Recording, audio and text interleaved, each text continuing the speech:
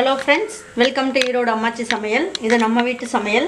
இன்னைக்கு நம்ம பார்க்க போறது prawn fry எப்படி செய்யலாம் அப்படினு பாப்போங்க.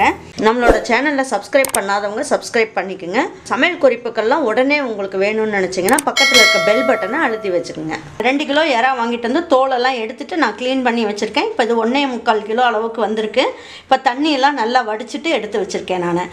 இப்போ பாருங்க, நல்லா இதுக்கு தேவையான அளவுக்கு எண்ணெய் ஊத்திக்கலாம். ஒரு கைப்பிடி அளவுக்கு பெரிய வெங்காயத்தை நம்ம இந்த மாதிரி போட்டுக்கலாம். சின்ன வெங்காயமும் ஒரு கைப்பிடி அளவுக்கு போட்டுக்கலாம். இந்த ரெண்டு வெங்காயத்தையும் நம்ம வந்து மிக்ஸியில் போட்டு நல்லா தூள் பண்ணிக்கலாம். தண்ணி ஊற்றி அரைக்கக்கூடாது. பாருங்க, இதுலேயே நான் என்ன பண்ணியிருக்கேன், 1 ஸ்பூன் அளவுக்கு நெய் வச்சுருக்கேன். அந்த நெய்யும் இதிலே போட்டுக்கலாம். ஃபஸ்ட்டு நம்ம என்ன பண்ணுவோம், ஒரு 6 முந்திரி பருப்பு எடுத்து வச்சுருக்கேன். அதை எண்ணெய் நெய்யெலாம் ஊற்றிருக்கோம் இல்லைங்களா, இதிலே போட்டு கொஞ்சம் வறுத்து எடுத்துக்கலாம்.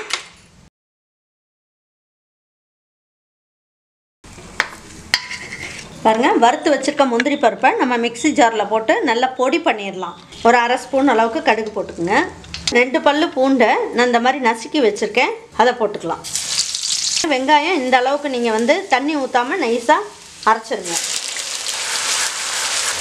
இப்போ பாருங்கள், நம்ம என்ன பண்ணலாம், இதில் நான் ஒரு 3 தக்காளியை நான் எடுத்து வச்சுருக்கேன். அதையும் இந்த மிக்ஸி ஜார்லேயே போட்டு நல்லா நைஸாக அரைச்சிக்கலாம். அதனால் ஒரு இனுக்கு கருவேப்பிலை போட்டுக்கலாம். வெங்காயத்தை இந்த மாதிரி நல்லா செவக்க இந்த எண்ணெயிலேயே நல்லா வறுத்துக்கணும். இஞ்சி பூண்டு பேஸ்ட் வந்து இது 1 ஸ்பூன் அளவுக்கு வச்சுருக்கேன், அதையும் போட்டுக்கலாம். கரம் மசால் பொடி ஒரு பிஞ்ச் அளவுக்கு எடுத்துக்கலாம், அதை போட்டுக்கலாம். தக்காளியை வந்து நல்லா பேஸ்ட் மாதிரி அரைச்சிட்டேன், தண்ணி எதுவுமே ஊற்றலை. இப்போ இதையும் ஊற்றிக்கலாம். உப்பு வந்து இந்த இறாலுக்கு தேவையான அளவுக்கு உப்பு இப்போயே போட்டுருங்க. டேபிள் ஸ்பூனில் 2 ஸ்பூன் அளவுக்கு ரெட் சில்லி பவுடர் எடுத்து வச்சுருக்கேன், அதை போட்டுக்கலாம். மல்லி வந்து நான் என்ன பண்ணியிருக்கேன்னா, மிளகும் ஜீரகமும் சேர்த்து அரைச்சி வச்சுருக்கேன் மல்லித்தூள். இது நான் இது வந்து 1 ஸ்பூன் அளவுக்கு போடுறேன். இந்த பச்சை வாசம் போக இதையும் நல்லா வதக்கிடுங்க.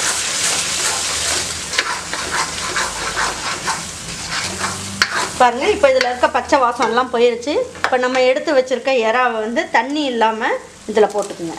இப்போ இதை வறுத்து நம்ம செய்யும் போது சீக்கிரமாக செஞ்சிடலாம். ஏன்னா தண்ணி நிறைய ஊற்றுதுன்னா உங்களுக்கு வந்து வேகிறதுக்கு ரொம்ப லேட் ஆயிரும்.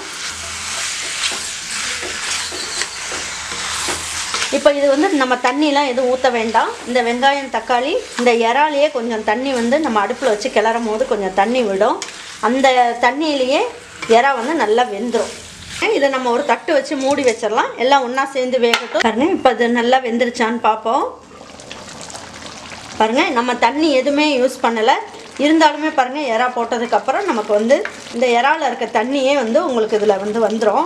முந்திரி பருப்பு நம்ம வந்து நெய்யில் வறுத்துட்டு எடுத்து வச்சோம் இல்லைங்களா, இந்த அளவுக்கு பொடி பண்ணி வச்சுருக்கோம். இதையும் போட்டுக்கலாம். மல்லி இலை கொஞ்சம் தூவி விட்டுடலாம். தூவி விட்டுட்டு ஒரு 5 நிமிஷத்துக்கு தட்டு வச்சு மூடி வச்சிடலாம். இந்த மாதிரி திறந்த மாதிரி மூடி வைங்க. ஒரு 2 நிமிஷத்துக்கு ஒரு வாட்டி திறந்துட்டு நல்லா கிளறிட்டு மூடி வைங்க. 5 நிமிஷம் ஆயிடுச்சு. நல்லா இறா தொக்கு வந்து நல்லா எண்ணெயெல்லாம் நல்லா கசிஞ்சு ரொம்ப நல்லா வந்திருக்கு. பாருங்கள், இப்போ இந்த ஸ்டேஜில் நம்ம இப்போ இதை எடுத்துடலாம்.